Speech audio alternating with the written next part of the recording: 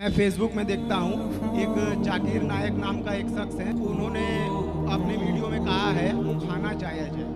मनु जी ने ये कहा है व्यंगात्मक। बकरा तो खा रहे हो।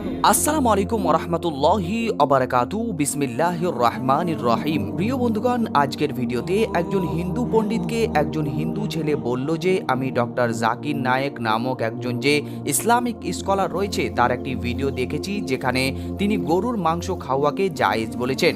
ডক্টর জাকির নায়েক বর্তমানে ভারতবর্ষে নেই, কিন্তু তার কিছু কিছু বিষয় এবং বক্তব্য ঘিরে এখনও তর্ক বিতর্ক হতেই থাকে। বিশেষ করে গরুর বিষয়টি, মুসলিমরা গরুর মাংস জবেহ করে খায় আর সেটাই হিন্দুদের গো মাতা হিসাবে বিবেচিত হয়ে থাকে, তারা তাকে পুজো পাঠ করে থাকে। এই প্রিয় বন্ধুগণ, এই বিষয়ে ডক্টর জাকির নায়েক কত সুন্দরভাবে তাদের ধর্মগ্রন্থ থেকে সেই হিন্দু লোকটিকে উত্তর দিয়েছেন এবং সেই সুন্দর ভিডিও ফুটেজটি আপনি উপভোগ করতে থাকুন।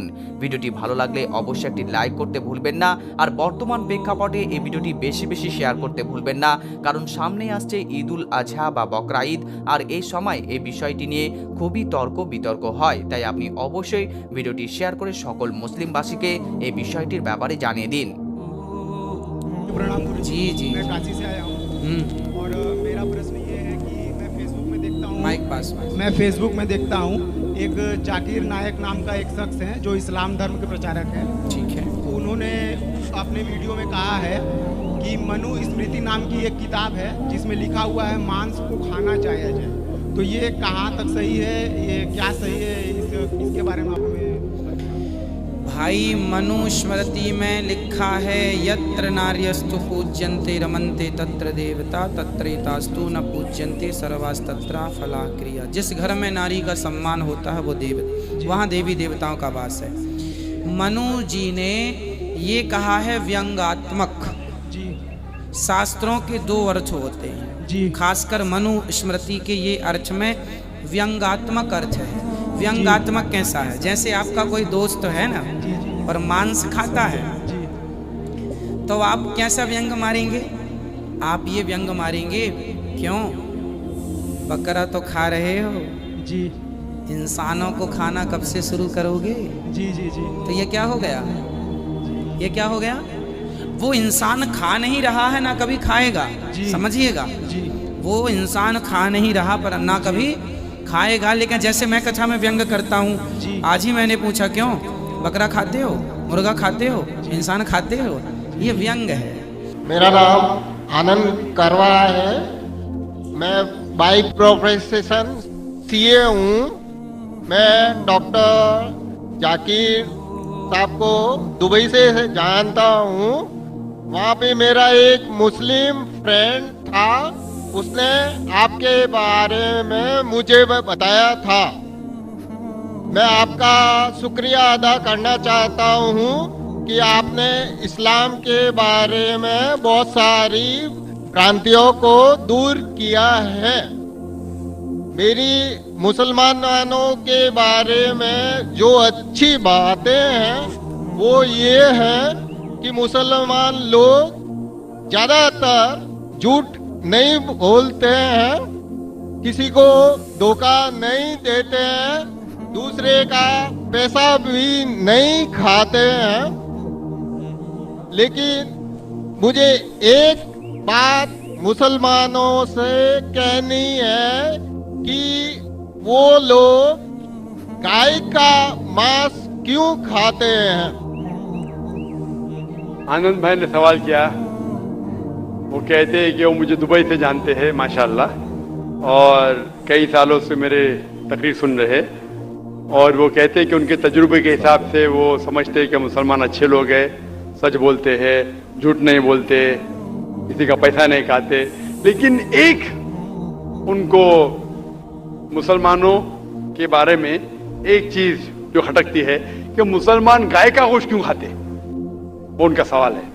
मैं पहले बोलना चाहता हूँ भाई साहब आनंद जी कि एक मुसलमान अच्छा मुसलमान रह सकता है 100% शाकाहारी होने के बाद भी।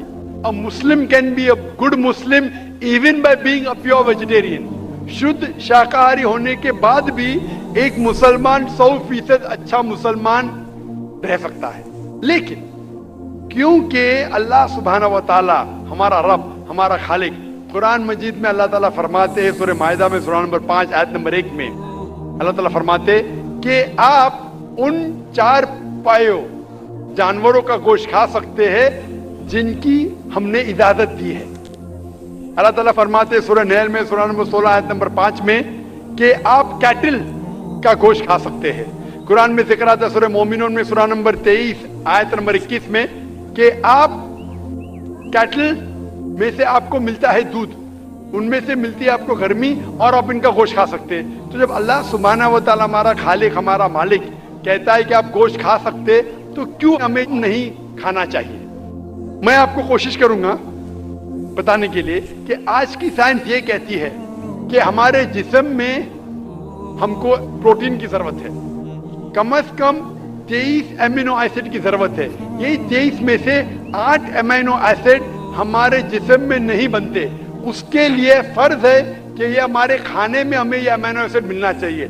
कोई भी शाकाहारी, कोई भी भाजी पाला नहीं है जिसमें आटों के आटो अमीनो एसिड मौजूद है। फ्लैश में, गोश्त में आटो अमीनो एसिड मौजूद है। इसे साइंस कहती है कंप्लीट प्रोटीन, कंप्लीट फूड। आज साइंस ये कहती है कि फ्लैश फूड में, गोश्त में प्रोटीन है, नियासिन है, विटामिन B1 है, इससे सेहत अच्छी बनती है। और आज आप देखेंगे जो जानवर जो शाकाहारी होते हैं, जो सिर्फ भाजी पाला खाते हैं, भेड़, बकरी, गाय, आप देखेंगे इन जानवरों के दांत इनके चपटे हैं, उनके पास हर्बीवोरस सेट ऑफ टीथ है। ये सिर्फ भाजी पाला खाते, गोश्त खा ही नहीं सकते। जब आप देखेंगे मांसाहारी जानवर के दांत, शेर, शेर बब्बर, चीता, उनके नोकीली दांत होते हैं। ये सिर्फ गोश्त खाते हैं, भाजी पाला खा ही नहीं सकते।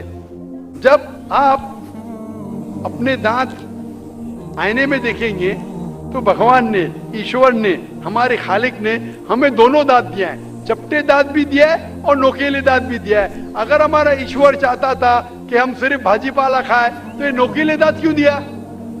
गोश्त खाने के लिए। आज की साइंस कहती है कि हम जो डाइजेस्टिव सिस्टम है हर्बीवोरस एनिमल का, गाय, भेड़, बकरी के, वो सिर्फ भाजी पाला डाइजेस्ट कर सकते, गोश्त को डाइजेस्ट कर ही नहीं सकते। जो डाइजेस्टिव सिस्टम कार्निवोरस एनिमल का है, चीता, शेर, शेर बब्बर, ये सिर्फ गोश्त डाइजेस्ट कर सकते, भाजी पाला नहीं। लेकिन हम इंसानों को अल्लाह ताला ने, हमारे ईश्वर ने स्मॉल इंटेस्टाइन भी दिया है, बिग इंटेस्टाइन भी दिया है। हम भाजी पाला भी डाइजेस्ट कर सकते, गोश्त भी डाइजेस्ट कर सकते।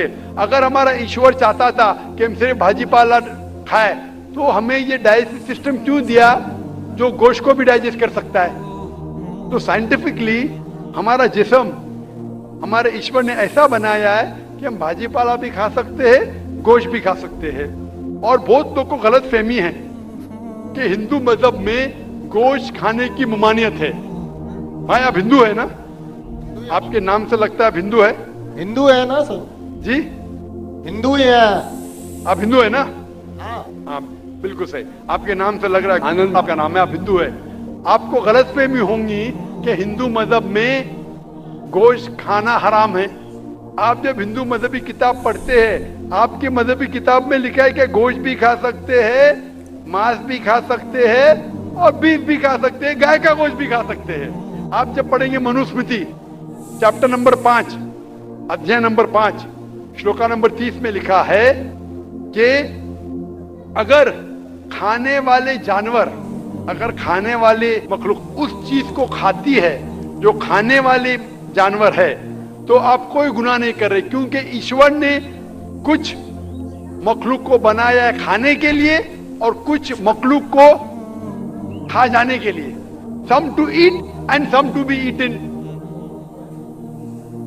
तो अगर आप खाने वाले जानवर खाते हैं तो गुनाह नहीं कर रहे। लिखा है मनुस्मृति में अध्याय नंबर 5 श्लोका नंबर 31 में कि अगर आप पूजा के लिए जानवर को कत्ल करते हैं तो कोई गुनाह नहीं करते। लिखा है मनुस्मृति में अध्याय नंबर 5 श्लोकान नंबर 39 और 40 में कि ईश्वर ने कुछ जानवर को बनाया है पूजा के लिए, सैक्रिफाइस के लिए, तो killing in sacrifice is not killing. तो कत्ल करना पूजा में कत्ल नहीं है। तो मनुस्मृति के मुताबिक आप गोश्त खा सकते हैं। फिर आप जब मुताला करेंगे महाभारत का, महाभारत में अनुशासन पर्व में अध्याय नंबर 88 में युधिष्ठिर, पांडव के 5 भाई थे, आपने युधिष्ठिर का नाम तो सुना होगा। युधिष्ठिर जो पांडव के 5 भाई थे, युधिष्ठिर पांडव में सबसे बड़ा भाई था। वो पूछता है भीष्म से कि हम यज्ञ में, पूजा में क्या खाना दे ताकि हमारे परदादा खुश होंगे। तो भीष्म कहता है अगर हम यज्ञ में, पूजा में चावल, बार्ली, सेब, भाजी पाला देंगे तो हमारे परदादा 1 महीने के लिए संतुष्ट रहेंगे। अगर हम मछली देंगे तो 2 महीने के लिए, अगर गोश्त देंगे 3 महीने के लिए, अगर खरगोश देंगे तो 4 महीने के लिए, अगर बकरी देंगे तो 5 महीने के लिए, अगर सुअर देंगे तो 6 महीने के लिए, अगर परिंदा देंगे तो 7 महीने के लिए, अगर हिरन देंगे तो 8 महीने के लिए, अगर बैल देंगे तो 11 महीने के लिए, अगर गाय देंगे तो पूरे 1 साल के लिए हमारे परदादा संतुष्ट रहेंगे। 1 साल। क्या दूध की बात अगर कर रहे हैं सर? आप बफेलो देंगे, बफेलो तो 12 साल के लिए, अगर राइनोसेरस देंगे या रेड मीट, लाल गोश्त, तो हमारे परदादा हमेशा के लिए संतुष्ट रहेंगे। पूरा मेन्यू है महाभारत में, हिंदू किताब में पूरा मेन्यू है। क्या चाहते हैं? भाजी पाला, मछली, गोश्त, खरगोश, हिरन, बीफ, बड़े का छोटे का सब है। आप अगर वेद पढ़ेंगे, वेद में भी लिखा है कि संत और साधु गोश्त खाते थे, गाय का गोश्त भी खाते थे। फिर आप क्यों कहते हैं कि गोश्त खाना हराम है? क्योंकि बहुत से हिंदू लोग बाकी मज़ाहिब से प्रसन्न हुए। मजहब से प्रसन्न होने के बाद कुछ मजहब मानते अहिंसा में, और वो समझते हैं कि जानवर को कत्ल करना गुनाह है। क्यों? क्योंकि जानवर में जान है, बाजी पाला में जान नहीं है, पेड़ पौधों में जान नहीं, इसलिए बाजी पाला खाना गलत नहीं है, लेकिन जानवर खाना गलत है। आज साइंस तरक्की कर चुका है और हम जानते हैं कि पेड़ पौधों में भी जान है, तो उनकी लॉजिक जरा बदल गई। हाँ, जाकिर भाई हम जानते हैं पेड़ पौधों में जान है, लेकिन पेड़ पौधे, उनको दर्द का एहसास नहीं है, उन्हें दर्द नहीं होता। पेड़ पौधों को दर्द नहीं होता है और जानवर को दर्द होता है, इसीलिए जानवर खाना बड़ा गुनाह है, पेड़ पौधे खाना कम गुनाह है। आज साइंस फिर से तरक्की कर चुका है। तरक्की करने के बाद अब साइंस ये कहती है कि पेड़ पौधों को भी दर्द होता है, लेकिन उनकी दर्द की आवाज आपको सुनाई नहीं देती। हम इंसान सिर्फ 20 साइकिल्स और 20,000 साइकिल्स के दरमियान फ्रीक्वेंसी में सुन सकते, इसके नीचे, इसके ऊपर नहीं सुन सकते। वो चीखते हैं लेकिन हमें उनकी आवाज सुनाई नहीं देती।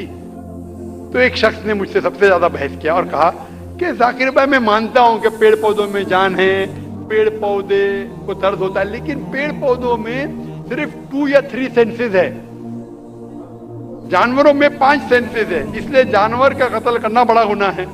तो मैंने उससे पूछा कि अगर आपका भाई पैदा होता है 2 सेंसेस कम के साथ, वो सुन नहीं सकता है और बात भी नहीं कर सकता है, गूंगा है और बहरा है, जब वो बड़ा होता है और अगर कोई इंसान उसका कत्ल करता है तो क्या आप जाके कहेंगे जज से, मिलॉर्ड कातिल को कम सजा दो क्योंकि मेरा भाई गूंगा था, वो सुन नहीं सकता था, बात नहीं कर सकता था?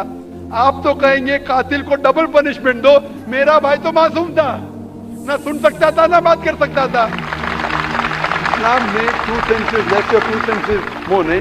इस्लाम में अल्लाह ताला फरमाते हैं सूरह बकरा में सूरह नंबर 2 आयत नंबर 168 में 168 में, eat of the good things which Allah has provided you, जो अच्छी चीज आपको आपके अल्लाह ने दी है उसको आप खा सकते हैं।